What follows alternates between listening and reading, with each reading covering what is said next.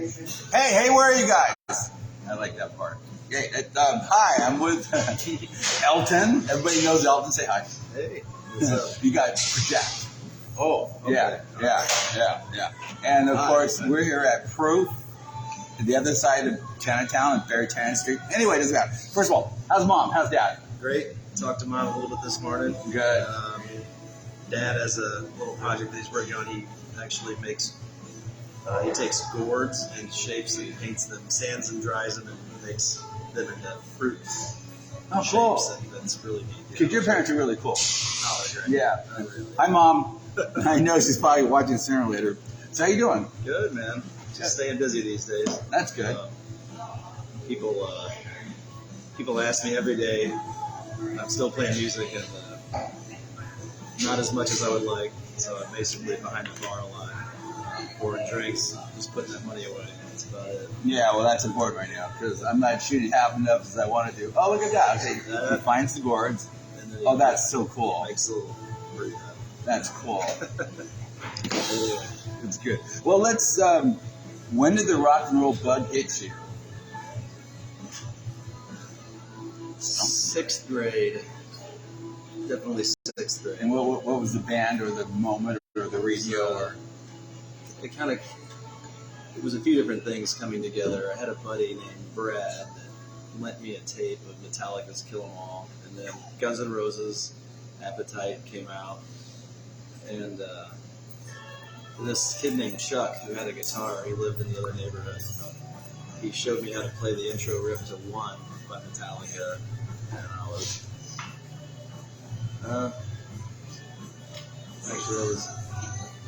this all happened around a two-year period. Before that, I was listening to like the Fat Boys, the Beastie Boys, License to Ill, and then when I found like metal and rock, it all sort of kind of congealed at the same time. I think it was around sixth grade. Yeah, so that's when I started playing guitar because of the kid named Chuck. He showed me how to play One and Sabbath, Bloody Sabbath, the guitar riff. Right. That's pretty. That's actually because that's probably the best Sabbath song there probably is. It's definitely the most best riffy for me. Yeah, I remember. Yeah. I actually wasn't listening to Sabbath, but it was Anthrax covered it on an EP called "I'm the Man." Yeah.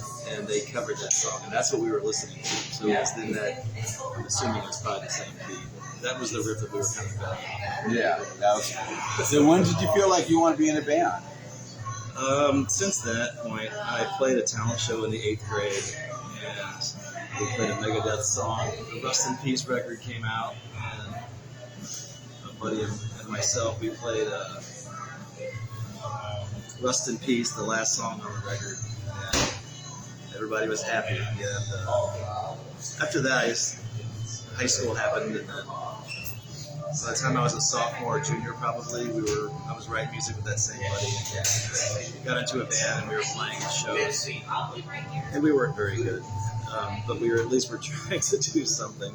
There were a few other bands in town, and we come from a small town in Ohio, but there was a band of guys that were older than us that were on the hardcore scene, and then they kind of transitioned into a punk band. They were always good. They're still around. They're still called Legbo. They play to this day. And they were a heavy influence on everybody that was around. They were just way cooler. And they wrote music that was just better. Because it's good. It was just good stuff. We were younger and just trying to figure ourselves out. Yeah. Musically, that was something that was a little high point for me, and into college, and then all of that stuff. When I got into my 20s, I didn't really play guitar much at all until I moved to Hawaii. Which is a good segue because the next question would be, how'd you get here? Why'd you get here? Why Honolulu, Hawaii? See, that's perfect. See? Oh, man. People ask me that a lot, especially when I'm bartending.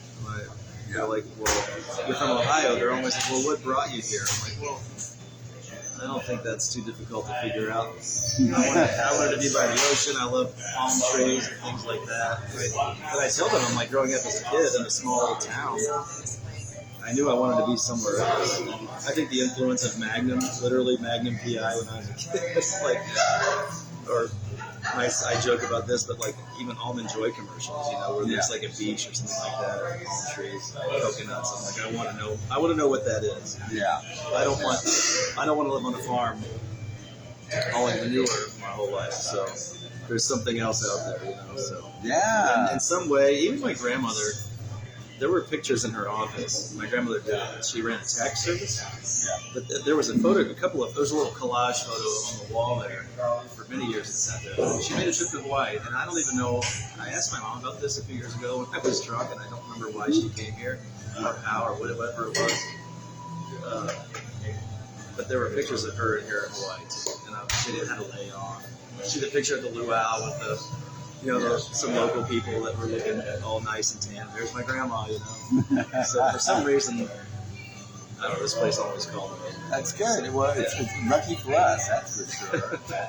Now I'm going to jump to like the White Jacket, because in Honolulu or in the island, there's been a series of amazing bands, and you guys are like the second to the last.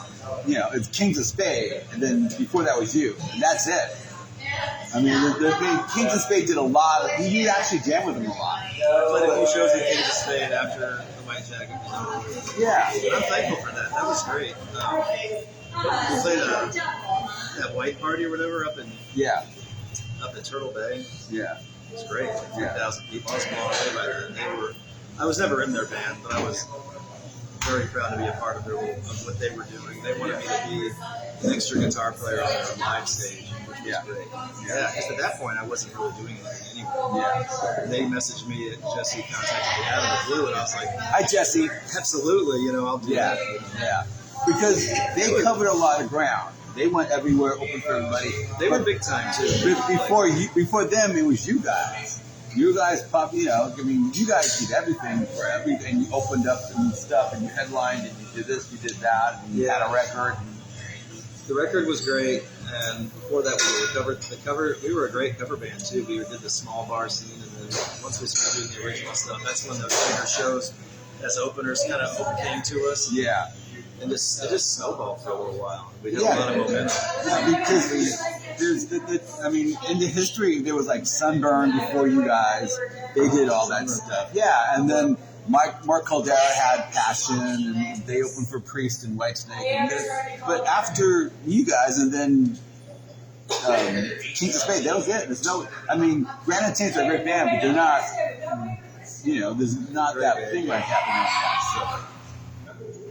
I think that we were, as a rock band, I think the original music was kind of malleable.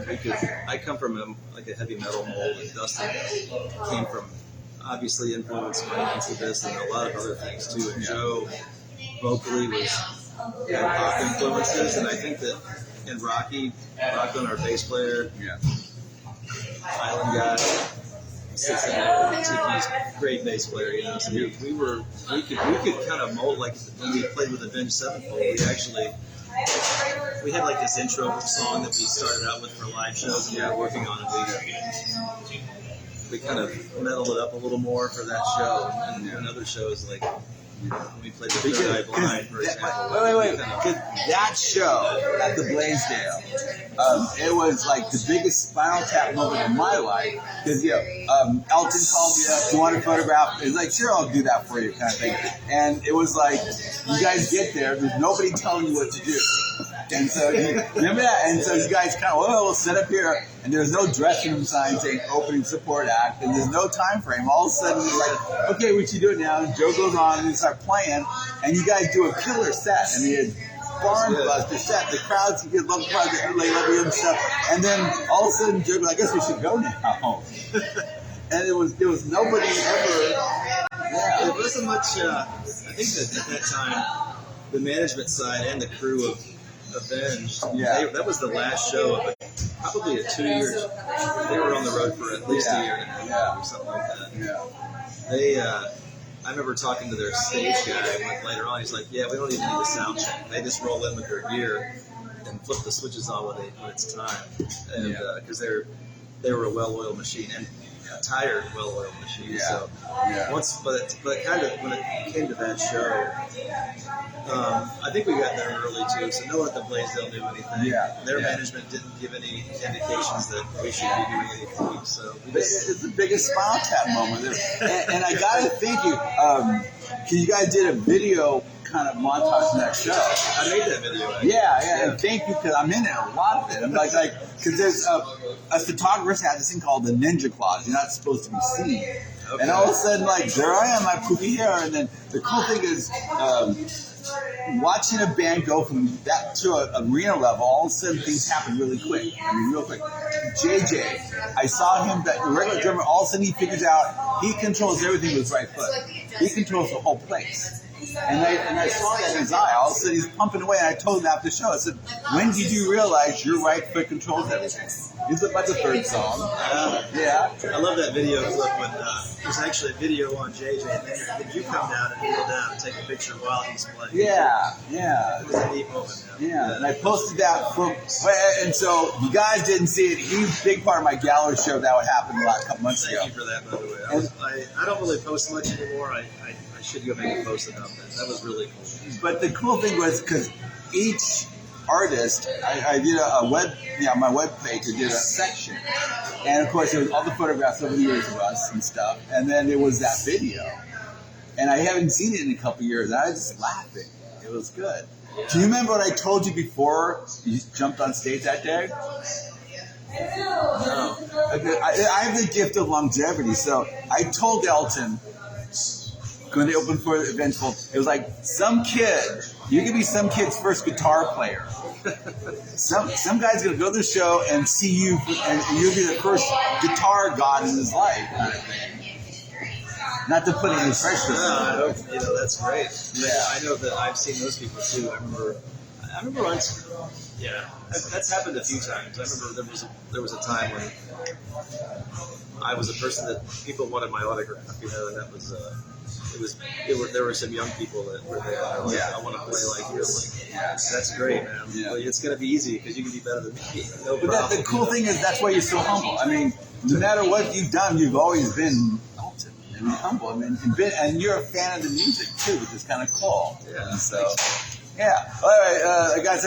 Alan's there. Hey, Alan. One day we get. Hey, Nick's there. Nick, how you doing? Hey, Yeah. What's up? Yeah, we gotta talk, Nick.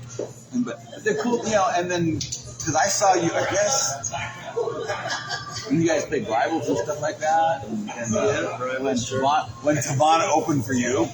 Well, it was kind of like a joint show. Tavana, we played with him at the Hard Rock also. That guy, he was next level a long time ago. You know what I mean? Unreal. Yeah. We spent a lot of years together. He was telling him, like, dude, if you're gonna look like a rock star, you should look like a rock star. You can't come out and you just got them surfing. He goes, what do you mean?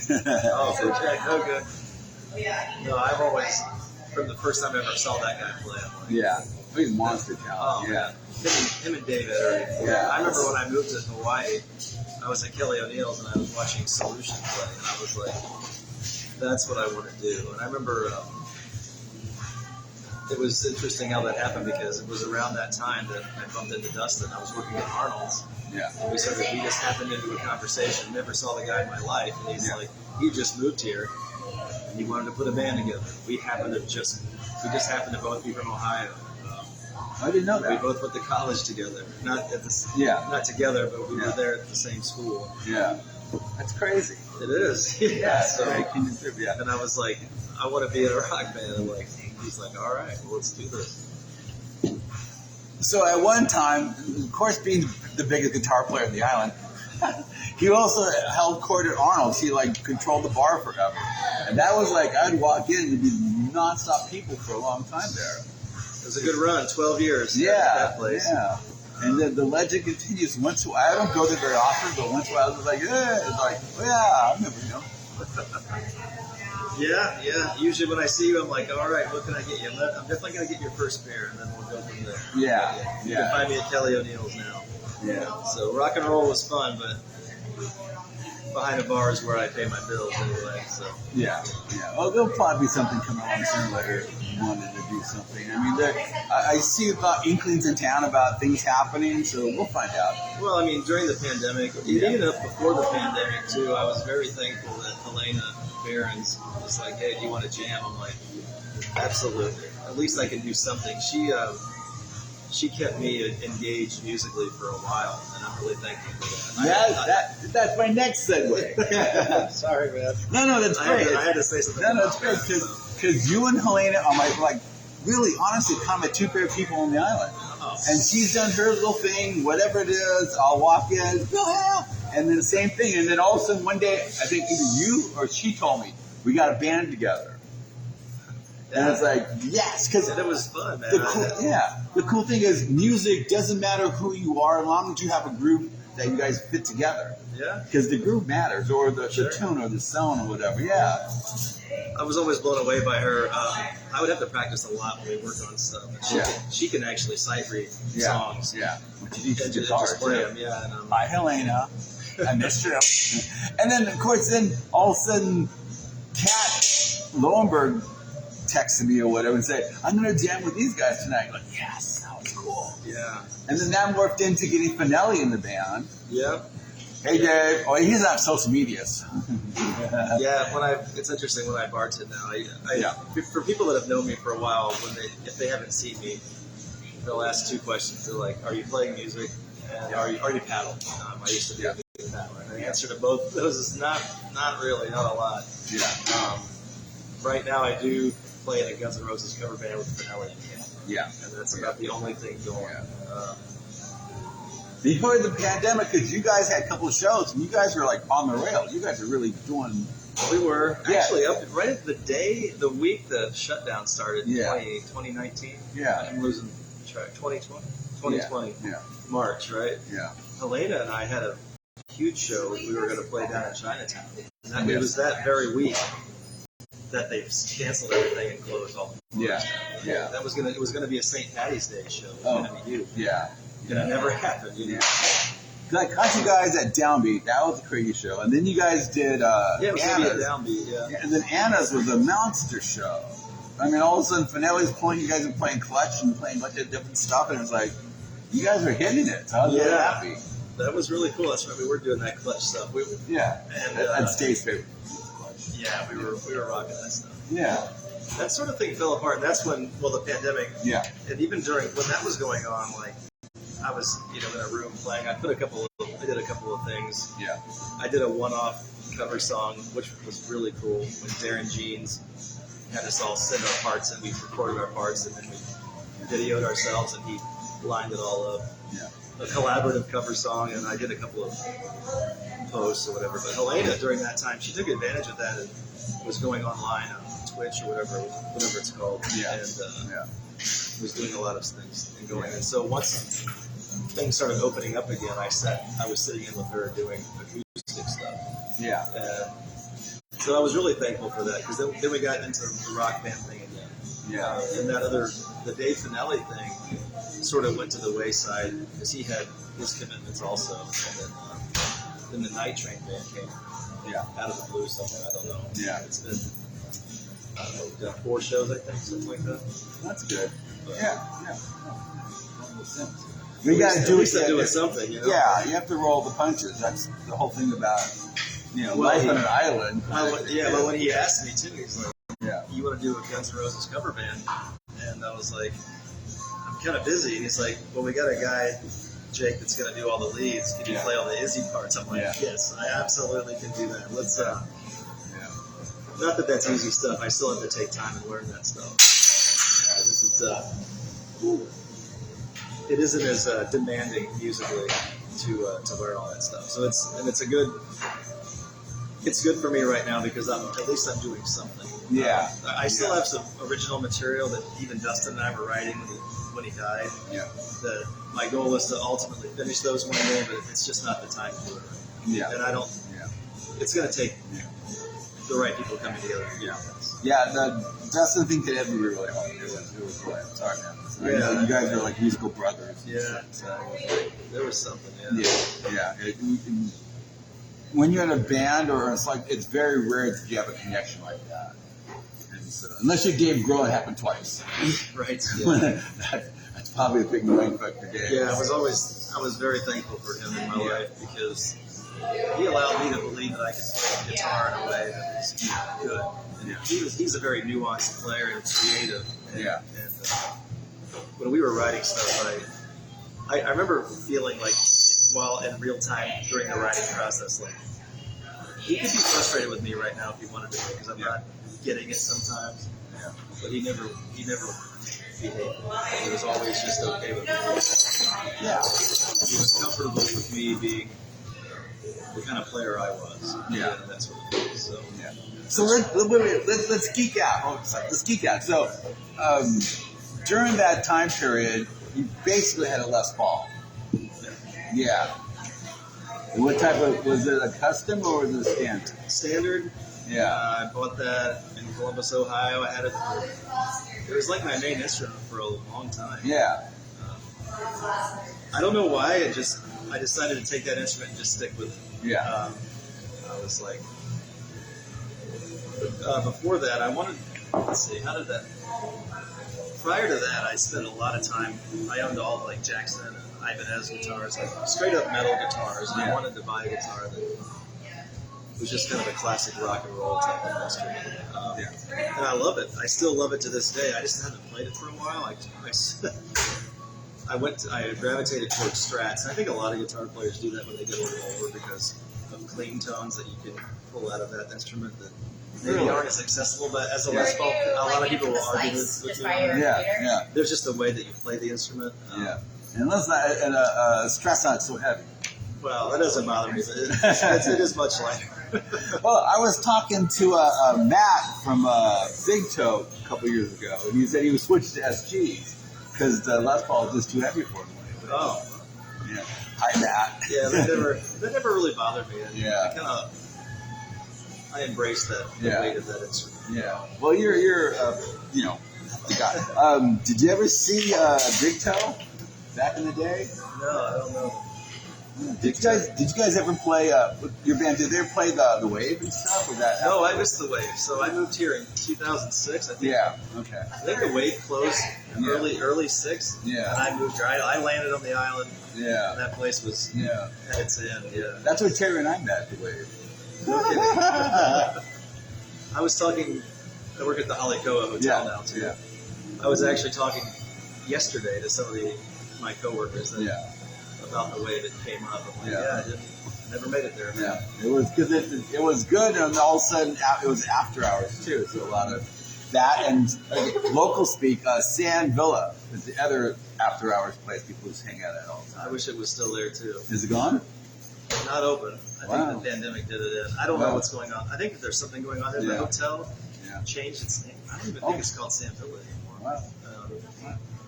I'm okay with that. In a minute. I don't even go to YQ right now. I mean, if I have to, then I'll go. Like if somebody meets me for breakfast, lunch, or dinner, whatever, I'll go. And I've only been to Duke's like twice this year. Okay. And so I've been here mostly. I mean, Chinatown's great, and there's like things, and these guys here are proving having stuff going on, and then of course the Nighthawk. But that's all I get a chance to. Those places are great too. I love how Chinatown still has a sort of a vibe that exists the way it does. Yeah. Waikiki's a different animal. Now I work there. That's where I make my money. Yeah. And I live there too. So. Yeah. I always want to go, but like, okay, what I'm going to do tonight if I'm a rare night off? Well, I'm busy, so, and then I do this, and then I'm like over there. But there's some people I have to go see because I haven't seen them in a long time. So like Mark Caldera, Daryl, Larry Lars, if you're watching. Larry, Did you see Pantera yet at their reunion show? I remember seeing posts about that. I don't think they went to Oregon yet. No, they're still no place. He'll be the first one. And then here's the really reality of all this shit.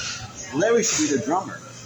Probably. Because Larry did down when Jimmy Bauer's having his wife's having his first baby. So my buddy Larry, he's this great. He's a fucking great metal player. He's awesome. And then, like I said, Jimmy Bauer from down, his wife was pregnant for the first child. So Hi, Sally. we're talking about your son. And then he toured Europe with Down. They opened for Metallica. Yeah. And so one of the cool things, Larry lived here for a while, Then he went with it. Jimmy was in I Hate God, and they would travel around to what like 3 weeks of I Hate God. And their last show on the tour was at House of Blues, opened up for Phil and Sama on Halloween. And so Larry's backstage. Hey, Phil, how you doing? And all of a sudden, Phil goes, "You're singing the encore tonight." So so there's the cool part. So he's on Sunset Boulevard with Phil Sama's band singing Doors songs.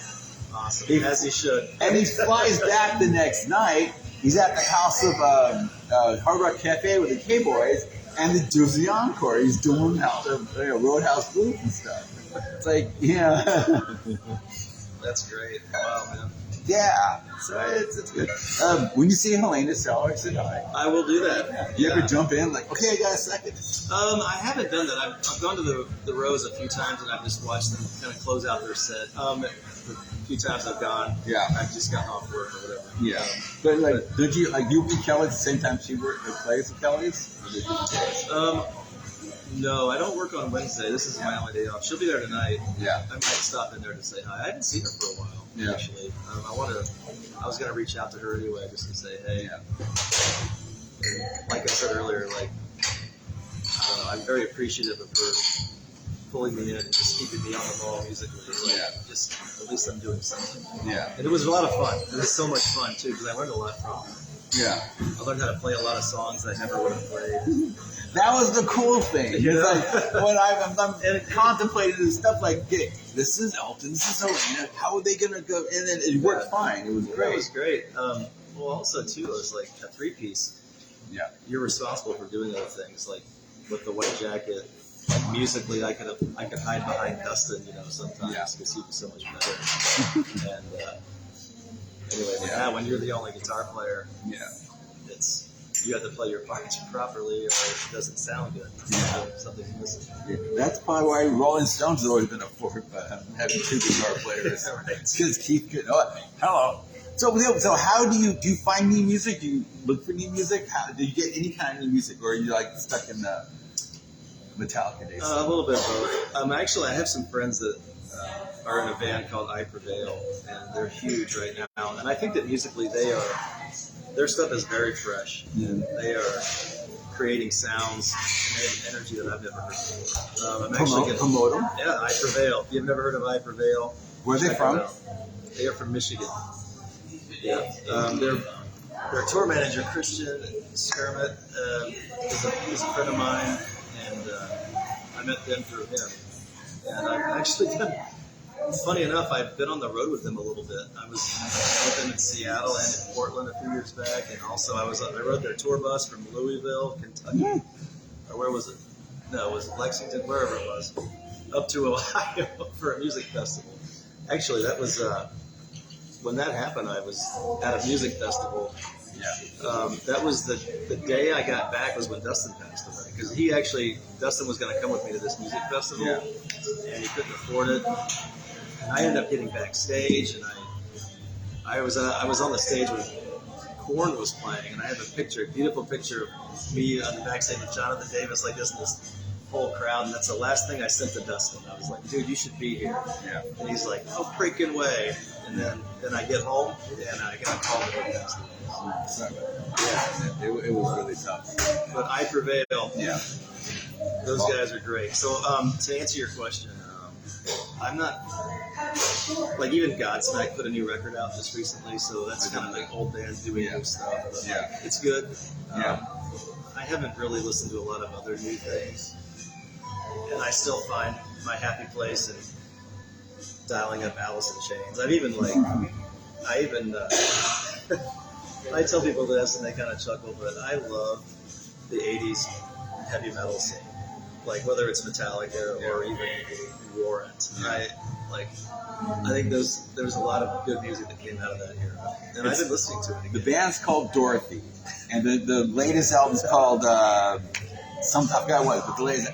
If you love 80s music, she'll blow you away. Yeah, it's the best thing ever. Stone, what up, man? Dude, how are you? I just met him at recently at the Prana had the Porter benefit. Yes, that's right. I saw him there. Yeah. like, yikes. Right on. Yeah. Legend. When are you coming? Are you coming back to Hawaii?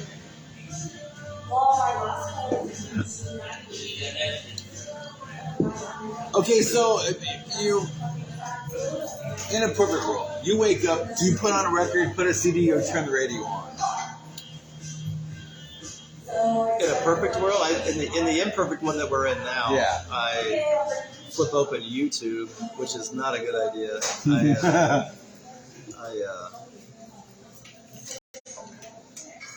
a perfect world, I would put on some music. I mean, are you gonna like pull out an album, or are you gonna like hit a CD, or are you gonna hit your computer MP3 kind of thing? I don't know, man. I would love to be one of those guys that collected vinyl, but I never got into that, even though I love the idea of it. I hated vinyl. Well, I mean, the concept's great, but the needle and then if you had a Beatles record and your stereo went out, I mean, you know, all you have is like one track or one channel. So MP3s are great because I have playlists for everything. And then when I was doing my Metallica book, I would have to, I mean, of course the kids are asleep, and then I don't have time to change anything, so I'd have these, you know, 2 hour stretch, and then I have like this whatever's going on in these playlists and stuff. Even today, it's like whatever. And then I'm still a big fan of. Hi, Richard. Vinyl melts in Hawaii. Well, there we go. CD it is. There it is. CD. All right. Yeah. And people still send me links to their albums and stuff. You know? Okay. So it's like, I mean, it's not because you know, being a journalist and you're seeking out the new stuff all the time, and so it'll come to you. Yeah. Yeah. I mean, there's some like, you know, crazy new, and it's great because all the kids now are rocking that again. Yeah. The kids have found Les Pauls and Stratocasters. Good for them. Yeah. I think that's awesome. I would. There's a band called Starbenders, and somehow they came across my desktop, and then I saw them again. It's like because first of all, I saw this guitar player. It looks like Slash with a Les Paul. I'm like, okay, and all of a sudden you get into this band, and it's like being like I said, the gift of retrospective.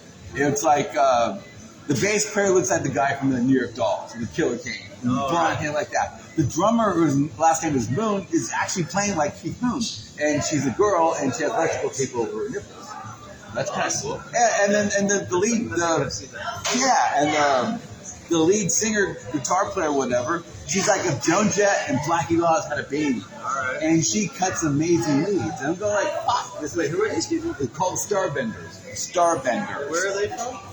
Athens, Georgia. All right. Yeah, they've done their second album. They just toured Europe with Play Royale or whatever. And they're a monster band. All right. I mean, and you know, they like everything. They're on the same label as Black Veil Brides and Asking Alexander.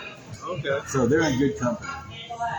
Yeah, and so I get excited for new music still. All right, that's cool. Yeah. I actually am kind of thirsty for some new music, like the Godsmack record. I listen to that; it's pretty good. Yeah. I think Depeche Mode has dropped a new album that I haven't listened to those guys since high school, right? Yeah. So, And they do a cover of Precious, a really amazing job of Precious.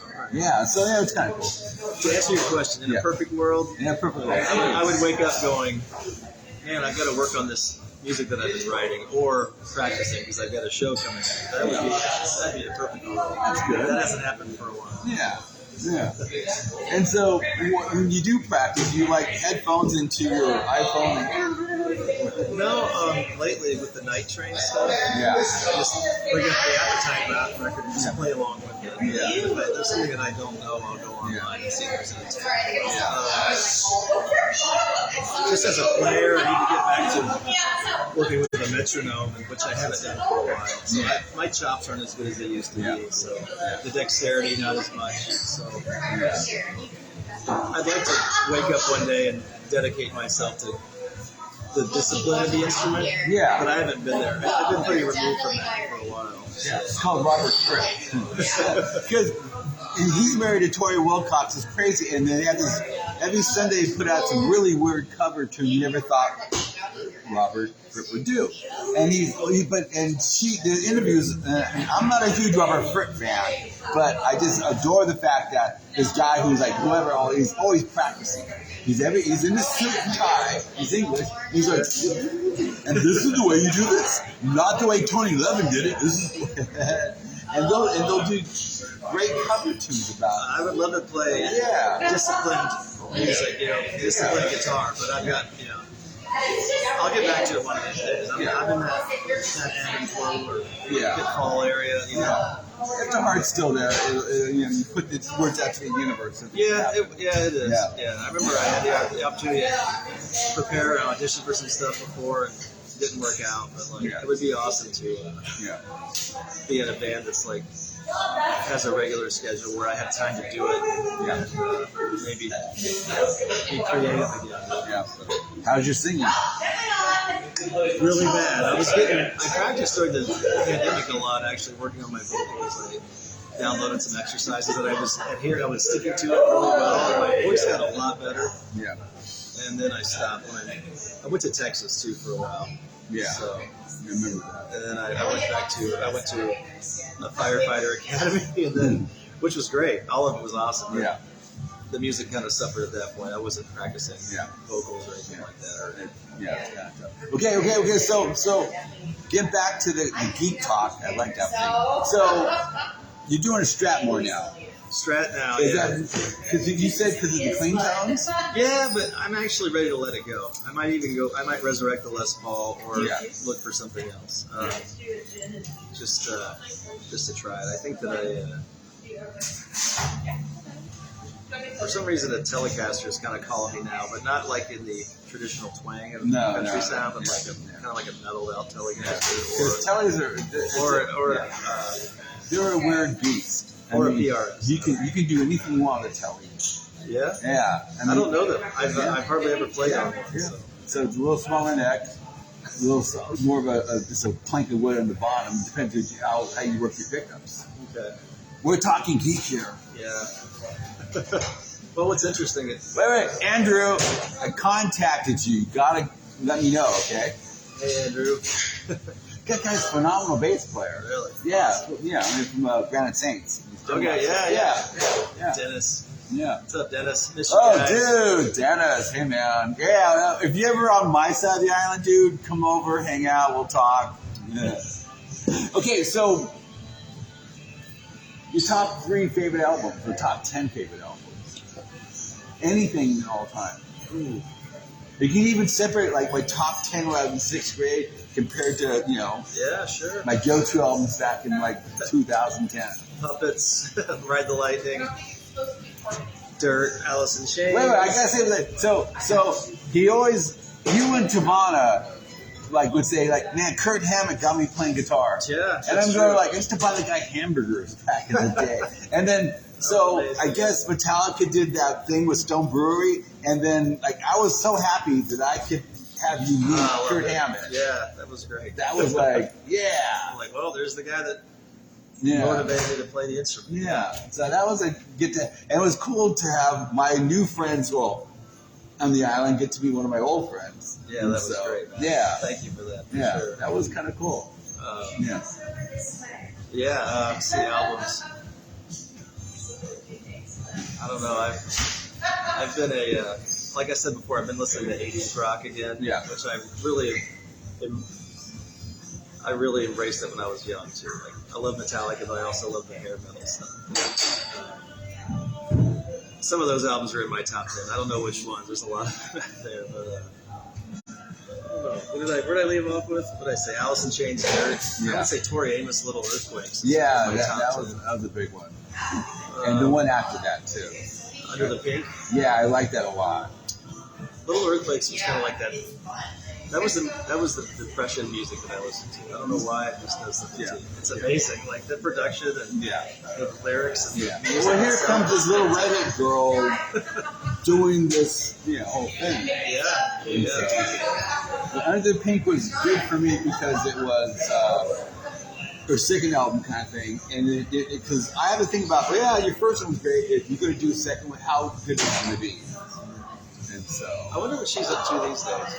think he's her third kid now. Okay. Yeah, Good for being a her. mom was just kind of like, Man, I know I'm gonna forget something here. that's fine. I would say Bon Jovi, New Jersey is probably a band or a record that's good at rotation. Sorry, man. No, I it's don't fine. know. It's fine. Some of the songs on that record Yeah. are great. I don't know. Yeah.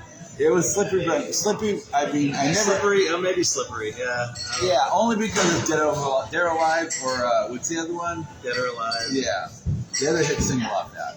Oh, Give Love a Bad Name.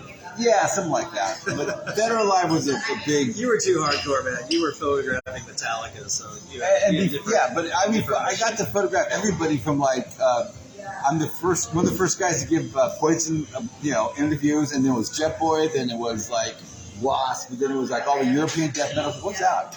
Well, something. Nah, but it was a whole gamut. You're in a magazine, you didn't get on. I'm the only guy that Paul Relef didn't want to kick his ass because I was a glam kid too. Yeah.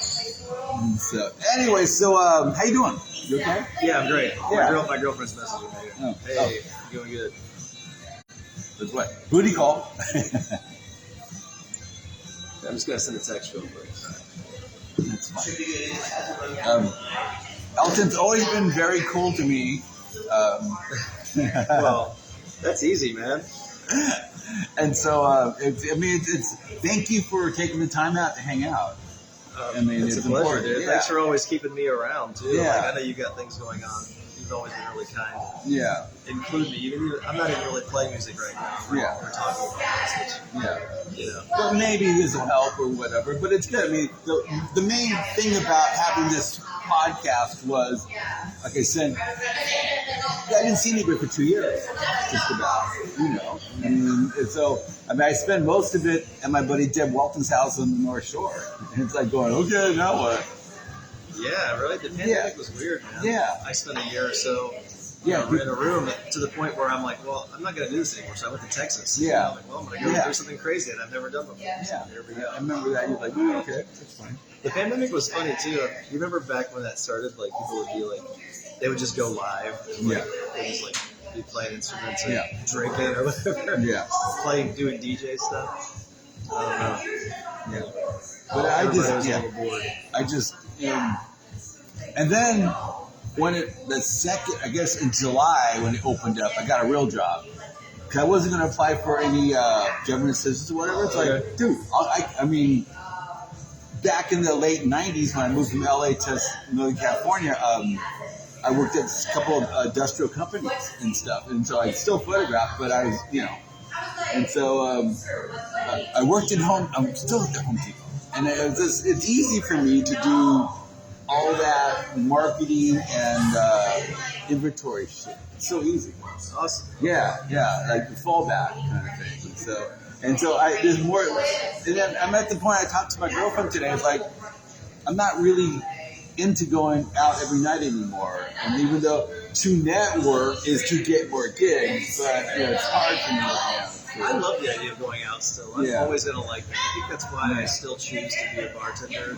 There's still part of that for me that will never go away. Yeah. But you're still young. Whoa. I'll be 47 next. I'll be 47 in April. Man. Happy birthday. Huh. Yeah. I just turned 62, so We're doing good. yeah, of course we are. We live in fucking Hawaii. I see myself. I got to get tan. I'm pale. I look tired. I need some sleep. Yeah. Here, let's take I think that might be in order. Well, thank you, man. Yeah. It was fun. We wrapping this up? Yeah. I know you got things to do and stuff. And It's all good. yeah, I have to see a man about a pony or whatever it's called. All right. If you're in town, stop by. Where are you bartending at now? Kelly O'Neill's. What days? Sunday, Monday, Thursday. So after Duke's, go see him. Some Tuesdays. I also work at the Halikoa Hotel. You can see me at the Barefoot Bar on Friday and Saturday. That's because Kamimi plays on Tuesdays. Kamimi? I think he plays on Tuesdays. Where's this? At the Bedford Bar. Oh, okay. Yes. Yeah. Okay. Yeah. Sure. Yeah. Yes. It's one of the guys who plays all the time. We can't even talk. It's like, I'm over here, then I'm over here. It's like, I guess if you a vocalist and can play guitar, you can work all the time. Yeah, they have different artists there all the time. I've Yeah. actually seen TJ over there at Barefoot Bar too. Yeah. The other people I haven't really met. They set up a little thing away from us, and then they Yeah. pack up and leave. Yeah, that's kind of weird. So, but yeah. But Barefoot there, you can see me at Barefoot Yeah. also. But, Dude, thank you, Bill. Thank you. Thank you. So from Proof in Chinatown, there's Jasmine. Okay, I'll talk to you guys later. Aloha.